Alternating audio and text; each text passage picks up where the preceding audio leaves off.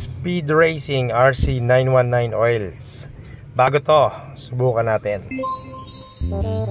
Alright, so meron tayong ditong bagong oil na susubukan. Actually, na-try ko na to dun sa Honda Beat. And medyo na-amaze lang ako kasi ang ganda ng lalagyanan. And Thailand na oil siya. And mura lang siya actually. If I'm not mistaken, wala pang 200 to, parang 190, something like that. So tanggalin na natin itong langis and lagay na natin yung bagong oil. Subukan na agad natin. Pinapakita ko lang yung mabilis na version, pero alam niyo naman na to, we have a video like this. So ito na siya.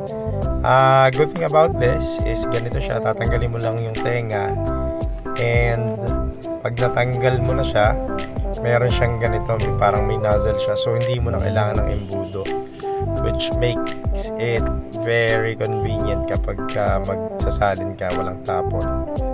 So yun nga, straight from the bottle, iaangat mo lang siya, magkakaroon siya ng leeg yan. Tapos tatanggalin mo lang yung pinaka-seal niya, and there you go, you have the oil na agad ready to be transferred.